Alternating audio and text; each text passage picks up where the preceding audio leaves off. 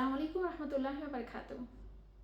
आजकल एक ड्रामा पाकिस्तान का बहुत मकबूल हो रहा है पागल खाना के नाम से। आई एम श्योर आपने भी देखा होगा। एज यूजुअल सबा कमर के ड्रामा में बहुत इंपॉर्टेंट एक स्टिग्मा को उठाया गया है और एक बहुत इंपॉर्टेंट इशू के हवाले से इनिशिएट लिया गया है। मेरा प्रॉब्लम यह है कि उसका नाम पागल खाना क्यों है। अगर तो ये एक लेमैन या बाहर की पब्लिक इसको पागल खाना कह रही होती तो समझ आता है, लेकिन एक्चुअली प्रोफेशनल्स भी इंस्टीट्यूट के अंदर उसे पागल खाना के नाम से रेफर कर रहे हैं। तो हम फिर स्टिग्मा को रीइंफोर्स कर रहे हैं या स्टिग्मा को ख़त्म कर रहे हैं। एक और चीज़ जो बहुत कन्फ्यूजन है, कहीं पे पागल वर्ड यूज़ किया जाता है, कहीं पे हाईली सेंसिटिव वर्ड यूज़ किया जाता है। तो पहले हम ये तो सोच लें कि इन लोगों को हमने कैसे टाइटल देना है, क्या नेम से हमने इनको बुलाना है। ऑफ कोर्स एक डिसऑर्डर है, एक पेशेंट है जिसके बारे में हम बात कर रहे हैं। ये ऐसी है कि अगर कोई कैंसर पेशेंट है तो उसका दिल रखने के लिए मैं कैंसर के अलावा कुछ और नाम लेना शुरू कर दूँ, ऐसा मुमकिन नहीं है। ये नहीं हो सकता कि पाकिस्तान में कुछ और नाम दिया जाए और बाहर किसी और हिसाब से नाम बोला जाए। डिसेबल लोगों को डिसेबल ही कहा जाता है। अगर हम वर्ड यूज़ कर लेते हैं मेंटल हेल्थ डिसऑर्डर का, तो मेंटल हेल्थ पेशेंट्स को मेंटल हेल्थ पेशेंट्स ही कहा जाता है। तो एक्सट्रीम एंड्स यूज़ हो रहे हैं, समझ नहीं आ रहा, लोग भी कंफ्यूज हैं, वो खुद भी कंफ्यूज हैं। आई विश इसके बारे में रिसर्च ज़्यादा हो जाती जब ये पूरा नैरेटिव स्टोरी लिखी जा रही थी। मेरा बैकग्राउंड ऐसा है कि मैं एक बहुत सारी प्राइवेट कंपनीज के साथ काम करती हूँ। उनमें से एक प्राइवेट कंपनी जो इंटरनेशनल लेवल पे तमाम मीडिया कंपनीज के साथ काम कर रही है, मैं उसका लिंक ऊपर शेयर कर दूंगी, आप लोग खुद रिसर्च कर सकते हैं। उसमें हमेशा हम लोग जहाँ पे थेरेपी की बात करते हैं तो एक बहुत इंपॉर्टेंट बात यह है कि जब राइटर्स स्टोरी लिख रहे होते हैं तो वो कंपनीज के ज़रिए, इन थेरेप्यूटिक कंपनीज के ज़रिए उसमें हेल्प लेते हैं कि क्या रिसर्च हम राइट कर रहे हैं या रॉन्ग कर रहे हैं। आई एम नॉट श्योर ऐसी रिसर्च कहीं पे की गई या पाकिस्तान में ये फैसिलिटी ही अवेलेबल है। अगर नहीं है तब भी आप जब रिसर्च कर रहे हैं तो शायद एक सिर्फ डॉक्टर के पास जाना इलाज नहीं होगा, क्योंकि वो एक डॉक्टर का ही नैरेटिव होगा। एक और चीज़ जो बहुत ही स्ट्रेंज और इनह्यूमन नजर आई, ड्रामा के शुरू भी चेन्स से होता है कि जहाँ पे सवा कमर चेन्स में है।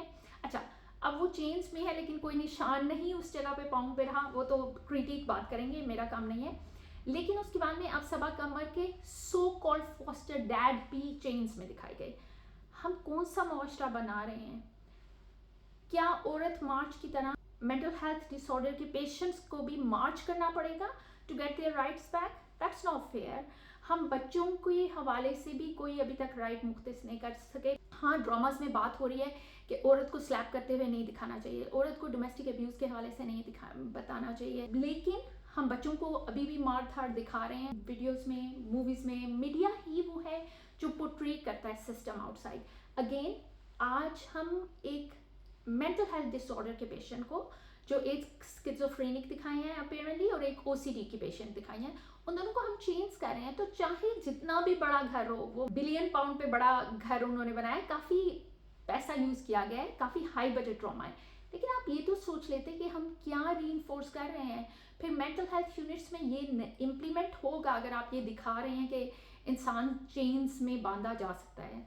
भाई वो तो 19वीं सदी में ऐसा होता था, आजकल के ज़माने में कहाँ होता है। फिर एक बहुत इंटरेस्टिंग बात जो हुई वो ये कि एक जगह पे उन्होंने कहा कि ओसीडी के हवाले से हमने सवा कमर पे सीबीटी तो यूज़ कर लिया। By the way, CBT cognitive behaviour therapy है। मेरे किसी पिछली वीडियोस में मैंने कॉग्निटिव बिहेवियर थेरेपी के हवाले से कहीं ना कहीं डिस्कशन ज़रूर की होगी, या आप खुद गूगल कर सकते हैं कॉग्निटिव बिहेवियर थेरेपी क्या है। तो कॉग्निटिव बिहेवियर थेरेपी क्योंकि काम नहीं उन पे कर रहे तो आप वो ईआरटी कर रहे हैं, which means exposure and response therapy. अच्छा, वो ईआरटी यूज़ कर रहे थे नाम, तो मैंने आपको एक्सपोजर एंड रिस्पॉन्स थेरेपी का नाम ले लिया। एक्सपोजर एंड रिस्पॉन्स थेरेपी का सिंपल मैं आपको एक एग्जांपल दे देती हूँ।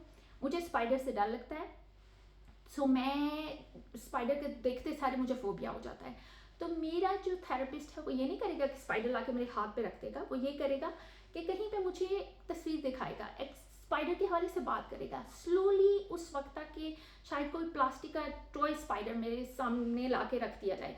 और इस सारे में मेरा थेरेपिस्ट मेरी एंग्जाइटी असेस कर रहा है कि मेरी एंजाइटी का लेवल क्या है। किसी भी जगह पे एंजाइटी अगर बहुत फ्लेयर अप होती है तो दिस इज कंसर्निंग, लेकिन नॉर्मली थोड़ी बहुत तो होती है। अच्छा, अब ये एक्सपोजर एंड रिस्पॉन्स में ये है कि जब हम बार बार एक्सपोज करते हैं किसी चीज़ को तो over the time anxiety level नीचे घटना शुरू हो जाता है, और यही एक्चुअली सक्सेसफुल आउटकम है। अब हुआ क्या इस जगह पे कि सबा कमर अपने आप को समझती थी प्रेग्नेंट, उनके 2 बच्चे होने थे, तो इन्होंने सी सेक्शन किया, उनको अपेरेंटली एनेस्थीसिया देके बेहोश करके बेसिकली, और फिर उसके बाद में 2 डॉल्स उनके सामने रख दी गई। ये ऐसा ही है कि मेरा क्लाइंट मेरे पास आता है और वो कहता है कि मुझे स्पाइडर से बहुत डर लगता है कि कहीं वो मुझे काट ना ले। मैं उसके बेहोश करती हूँ और उसको एक्चुअली कटवाती हूँ, या उसके हाथ में स्पाइडर रख देती हूँ स्ट्रेट, और कहती हूँ अब देखो ये काट तो नहीं रहा, या वो काट चुका है, और फिर मैं कह रही हूँ कि दर्द इतनी तो नहीं हुई जितना तुम फील कर रहे थे। Isn't it strange? The whole thought process is strange. और स्ट्रेंज होने के साथ साथ फिर जो क्वेश्चनिंग हो रही है, अब मुझे ये नहीं समझ आ रहा कि वो जो लेडी आई हैं जो अपेरेंटली अमेरिका से आई हैं, आई थिंक डॉक्टरेट करके, कहाँ से आई हैं मुझे नहीं पता, लेकिन बाहर से आई हैं, वो डॉक्टरेट करके आई हैं, लेकिन वही साइकेट्रिस्ट का भी रोल करेंगी और वही थेरेपिस्ट भी हैं, क्योंकि उन्होंने वेरी क्लियरली उनको कहा है पेशेंट्स को कि मैं तुम्हारी थेरेपी करने आ रही हूँ। सो बेसिकली उनका रोल क्या है, क्या वो थेरेपिस्ट है या साइकेट्रिस्ट है, क्योंकि ये इकट्ठा एक ही बंदा तो नहीं हो सकता, या तो उन्होंने 2 डिग्रीज डिफरेंटली ली हैं, विच इज़ फेयर, हो सकता है, लेकिन उसमें भी आपको फिर कॉन्फ्लिक्ट ऑफ इंटरेस्ट हो सकता है, क्योंकि अगर मैं आपका को एज अ पेशेंट डील कर रही हूँ साइकेट्रिस्ट के, तो फिर मैं आपकी थेरेपी नहीं कर सकती, क्योंकि that's different role I am doing, ठीक है। सो लेकिन चलें, पाकिस्तान में रिसोर्सेज की कमी की वजह से हम ये भी सोच लेते हैं कि वो शायद उन्होंने 2 डिग्रियां ली थी जिनको रिफर नहीं किया गया, शायद वो थेरेपिस्ट प्लस साइकेट्रिस्ट भी हैं, लेकिन उनका जो क्वेश्चनिंग शुरू हुआ सबा कमर के साथ, वो इतना इंटेंस था और इतना गॉबस्मैक था कि मैं सिर्फ हैरानी रह गई कि थेरेपिस्ट ऐसे क्वेश्चन कर सकता है। वो दोनों डॉक्टर्स उनसे ये कह रहे हैं कि तुमने देखा कि ये तो डॉल्स थे, ये तो जिंदा थे ही नहीं इंसान, तो तुमने देखा तुम प्रेग्नेंट नहीं थी, तुमने देखा ये सारा फोबिया, तो ऑब्सेसिव कंपल्सिव डिसऑर्डर, जिसके अंदर हम किसी भी चीज़ से ऑब्सेस हो जाते हैं, किसी भी चीज़ के हवाले से हमारा वो एक बहुत इंटेंस रिलेशनशिप बन जाता है उसके हवाले से, जिसे हम एंशियस अटैचमेंट भी कहेंगे। तो फॉर एग्जांपल मुझे शॉपिंग का शौक है, मैं शॉपaholic हो जाऊंगी, हर वक्त शॉपिंग करूंगी, शायद मेरी बैंक करप्सी भी आ जाऊँ मैं, मेरे अकाउंट में एक पैसा भी नहीं होगा, लेकिन मैंने शॉपिंग करनी है, दैट्स OCD, ठीक है। या कुछ लोगों को सफाई का बहुत शौक हो जाता है, वो सफाई करते रहते हैं, because there is a fear attach to OCD, कोई ना कोई फेयर होता है। अब उनका समझ आ रहा है कि उनके फादर की डेथ हुई, उनकी लव लाइफ में कोई ऐसा मसला आया, तो वो उस वजह से एक OCD क्रिएट हो गया, OCD विद रिलेशनशिप, बट उसको ऐसे हैंडल करना, अगर आप ये दिखा रहे हैं मीडिया में, तो आप क्या दिखा रहे हैं कि एक आम डॉक्टर अपने क्लाइंट से, अपने पेशेंट से कैसे डील करेगा। इसके बारे में रिसर्च तो करनी चाहिए थी कि वो डायलॉग डिलीवरी क्या होगी, कि एक थेरेपिस्ट एक पेशेंट से एक्चुअली कैसे बात करते हैं। अच्छा, जो सबसे इंटरेस्टिंग और हिलेरियस बात है इस पूरी सिचुएशन में, वो ये कि उस पूरे इंस्टीट्यूट में किसी एक भी डॉक्टर को ये नहीं पता कि ERT या exposure response therapy actually CBT ही की फॉर्म है। तो जब डॉक्टर साहब ये कह रहे हैं कि CBT ने काम करना बंद कर दिया और अब हम ERT करेंगे, तो डॉक्टर साहब आप पहले ये तो चेक कर लें कि CBT तो मेन मॉडल है, और उसके आगे जो एक ब्रांच है उसकी सब ब्रांच वो ERT है। तो अगर CBT काम नहीं कर रही तो फिर ERT कैसे करेगी?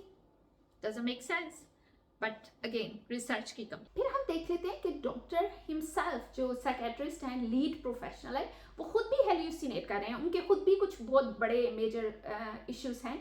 तो हम क्या दिखा रहे हैं कि बेसिकली जो डॉक्टर होते हैं साइकोलॉजी में, जिनने भी कोई भी डॉक्टरेट किया है, कोई साइकेट्रिस्ट है, साइकोलॉजिस्ट है, थेरेपिस्ट है, वो तो खुद भी लूनी होते हैं, वो तो खुद भी पागल होते हैं। सो ऑलरेडी ये स्टिग्मा पाकिस्तान में बना हुआ है, और ये मैंने बहुत सुना है कि हमने तो अपनी बेटी को डिग्री नहीं करवानी साइकोलॉजी में, हमने तो अपने बेटे को नहीं साइकोलॉजी पढ़ने देनी, क्योंकि ऐसे लोग पागल हो जाते हैं, और हम वही पोर्ट्रे भी कर रहे हैं इस ड्रामा में। तो फिर रियली फिर चेंज कहाँ पे आया? अच्छा, फिर एक और बात जो देखें, जब हम पाकिस्तान में एक ड्रामा में ये दिखा रहे हैं कि बच्चे को मारना इट्स ओके, एक मॉर्निंग शो में एक जगह पे किसी शो होस्ट ने ये कहा कि मैं तो अपने बच्चों को मार लेती हूँ, which is strange enough to say, लेकिन पब्लिक मीडिया में ये बहुत ईजिली कहा जा रहा है, ठीक है। हम ड्रामास में ये भी दिखा रहे हैं कि कहीं ना कहीं औरत को मार देना भी एक्सेप्टेबल समझा जाता है, ठीक है। उसके बाद में हमने यहाँ पे चेन्स तक का दिखा दिया। तो ये वही लोग हैं जब हम वहाँ से आके इमिग्रेट होके इंग्लैंड, अमेरिका, कनाडा, ऑस्ट्रेलिया, किसी भी और गैर मुल्क में जाते हैं तो फिर हम ट्रबल में आ जाते हैं, क्योंकि कल्चर शॉक बहुत ज़्यादा होता है। जो मेरा मेन काम है, जो मैं मेन जॉब है 9 to 5, वो मैं एक लोकल काउंसिल में चिल्ड्रन सर्विसेज के साथ करती हूँ। अच्छा, आपको चिल्ड्रन सर्विसेज का शायद पता हो या ना पता हो, जहाँ पे सोशल सर्विसेज इन्वॉल्व होती है बच्चों की बहबूद के लिए, बच्चों की सेफ गार्डिंग के लिए। और अनलकीली हमारे पास बहुत सारे ऐसे केसेस आते हैं उन इमिग्रेंट्स के, उन पेरेंट्स के जो पाकिस्तान से अभी अभी माइग्रेट होके आए हैं या कुछ बहुत अरसे के भी आए हुए हैं। ऐसे भी होते हैं जो 20-20, 30-30 सालों से इधर हैं, लेकिन उनका माइंडसेट क्योंकि उस तरह का बन गया हुआ, या मीडिया ने उनको इतना पोर्ट्रे ऐसा कर दिया कि उन्होंने मारने धारने को तो बिल्कुल एक नॉर्मलाइज कर दिया ना। तो उन्होंने बच्चे को 2 थप्पड़ लगाए, बच्चे ने आके स्कूल में शिकायत की और एक केस खुल गया। फिर हम ये कहते हैं कि सोशल सर्विसेज हमारे बच्चे ले जाती हैं। एक्चुअली सोशल सर्विसेज नहीं लेके जाते, हमारी हरकतें की वजह से बच्चे हमारे हाथों से चले जाते हैं। हम इसको एबनॉर्मल तो समझते ही नहीं ना, हम इसको गलत तो समझते ही नहीं कि मैंने अपने बच्चे को 2 थप्पड़ लगाए। या फिर देख लेते हैं कि आपने चेन किया एक पेशेंट को, मेंटल हेल्थ के पेशेंट को आपने चेन किया और आप इसमें कोई गलत नहीं समझते, उस मेंटल हेल्थ डिसऑर्डर के पेशेंट का कोई राइट नहीं है। हालांकि इस मुल्क में जो पेशेंट सेक्शन होते हैं उनको भी इतना राइट होता है कि वो एक हद तक अपनी आज़ादी का इस्तेमाल कर सकते हैं, तो उनको कोई चेन नहीं करता। अच्छा, पहली बात तो ये जो वर्ड पागल खाना से मैंने बात शुरू की थी, पागल खाना और इंस्टीट्यूट हमने बनाया है। अच्छा, जब ये ड्रामा रिलीज हो रहा था तो मेरे माइंड में बहुत हाई एस्पिरेशंस थे और मैं सोच रही थी कि शायद इन्होंने रिसर्च करके, क्योंकि बहुत सारे दुनिया के ममालिक में थेरेप्यूटिक इंस्टीट्यूट्स बन गए हैं, यूके में भी ऐसे थेरेप्यूटिक इंस्टीट्यूट्स हैं जहाँ पे थेरेपीज हो रही हैं, रिसर्च हो रही है करंट, और पेशेंट्स को दवाइयों की जगह different other resources, different other therapies के जरिए बेहतर किया जा रहा है।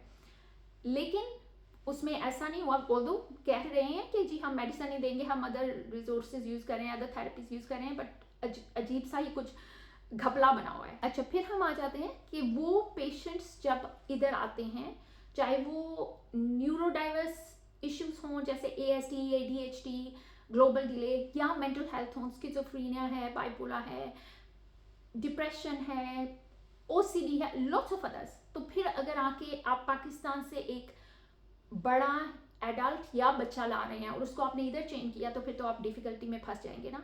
तो आप मीडिया पे दिखाई ऐसा क्यों रहे हैं पाकिस्तान में कि वो बंदा यहाँ पे आए और कॉन्सिक्वेंस फेस करे। और मैं आपको बता रही हूँ कि मैं ऐसे बहुत से केसेस डेली डील करती हूँ जिसमें मुझे समझ नहीं आता कि मैं इस पाकिस्तानी फैमिली की कैसे हेल्प कर सकूँ, इस इंडियन फैमिली की मैं कैसे हेल्प कर सकूँ, इस बांग्लादेशी फैमिली की मैं कैसे हेल्प कर सकूँ।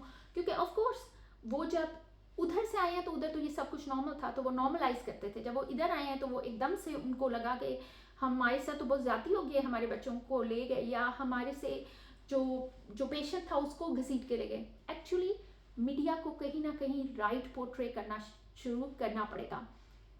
मेंटल हेल्थ यूनिट, पागल खाना नहीं, मेंटल हेल्थ यूनिट। पूरी दुनिया में यही नाम लिया जा रहा है। कभी हम मेंटल हेल्थ असाइलम्स भी कहते थे पुराने ज़माने में, लेकिन अब सारी दुनिया में मेंटल हेल्थ यूनिट ही यूज़ हो रहे हैं। तो इसी वर्ड को यूज़ करना शुरू कर दें, इसी टर्म को यूज़ करना शुरू कर दें। और अगर hyper sensitive, extra sensitive people और अजीब अजीब से नाम लेने की जगह mental health patients, mental health disorder, simple words हैं, याद कर लें, उसको इस्तेमाल करना शुरू करें, इंशाल्लाह आसानी होगी। अच्छा, जहाँ हमने पेशेंट्स को चेन्स में बंधे हुए दिखाया है, वहाँ पे नर्स पेशेंट्स को ये भी धमकी दे रही हैं कि अगर तुमने बेटर एटीट्यूड ना किया या तुमने सही बिहेव ना किया तो डॉक्टर साहब तुम्हें इलेक्ट्रिक शॉक लगाएंगे। मेरा क्वेश्चन राइटर से ये है कि क्या आपने ये स्टोरी इसलिए बनाई है कि वो तमाम मिथ्स जो हमने बचपन से सुने थे कि किसी भी पागल खाने में इलेक्ट्रिक शॉक दिया जाता है, मारा पीटा जाता है, चेन्स में बांधा जाता है, अगर आपने ये मैसेज आवाम को देना था तो गुड बैक, आप वाकई इसको देने में कामयाब हो गए हैं।